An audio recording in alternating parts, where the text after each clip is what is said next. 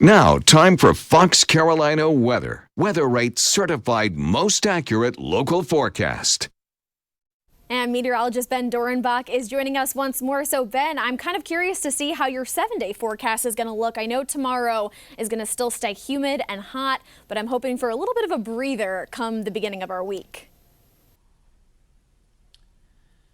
There should be that, Shale. In fact, there will be one as soon as Tuesday, but it's going to come with some rain, which we'll get to in just a second.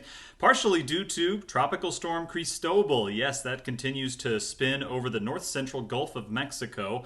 And just a new update from the National Hurricane Center. Winds are still at 50 miles per hour, and it's still moving north at 12 miles per hour. The outer bands have already begun dropping heavy rain and some gusty wind and some mild surge along the Gulf Coast. Tropical storm warning is in effect from the Louisiana coastline east to the Florida Panhandle. That's where some of that higher storm surge at some 40 mile per hour winds and potentially some heavy rain. So flooding rain's possible with this, as there's going to be a couple 3 days worth of tropical rains down there. Luckily, locally, we're not expecting really much outside of a few showers, which we'll track here just right now. Futurecast showing the center of the storm continuing its way north, making landfall at some point tomorrow during the second half of the day. It could be as late as tomorrow night, early Monday morning, but models have been consistent from the get-go at having it turning a little bit west before continuing its path north as it moves inland. Notice Monday we really don't experience any of the moisture. It's really not till Tuesday where we get some of those outer bands. It would not be close enough to the center for it to be severe or anything like that, but there is going to be some tropical rain associated with this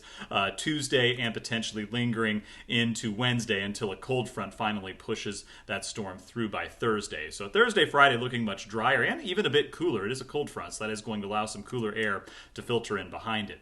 Especially compared to what we experienced today. High temperatures reached the middle and upper 80s, almost upper 80s universally across both the mountains in the upstate. We reached 90 degrees at GSP today, just a little bit warmer than Spartanburg and Greenville, both hitting 88.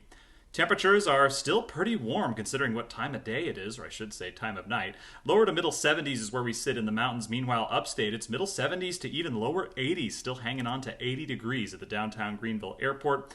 And it's muggy. You can feel it. Dew points are up to about 70 degrees in the upstate, so a very tropical feel to the atmosphere. We're already experiencing a few of the clouds with the upper level moisture with Cristobal, which is not really concerning. The rain is much farther south. That's bringing torrential downpours to most of the state of Florida and almost the entire Gulf Coast, excluding Texas. And high pressure to our north is going to prevent that from really heading our way. That's going to really help our cause for really much of that moisture getting in our direction. But Tuesday, Wednesday, I think that's going to weaken to the point where some of that moisture will be able to make its way into the western Carolinas. Looking at Futurecast in the short term, we had a couple of pop-up showers and storms today, and that's really all we're anticipating tomorrow. So a pop-up shower storm possible Sunday and Sunday night, but again, the better rain chance is going to be more towards Tuesday and Wednesday. No rain tonight, maybe an early evening shower, 69 degrees in the upstate. Mountains, some patchy valley fog possible, 63 degrees for your high temperature. And we'll top out in the middle 80s to lower 90s once again with that small chance at a late day shower or storm. So not a bad day considering what time of year it is. We'll call it a 9 out of 10 on the Carolina Sky Meter.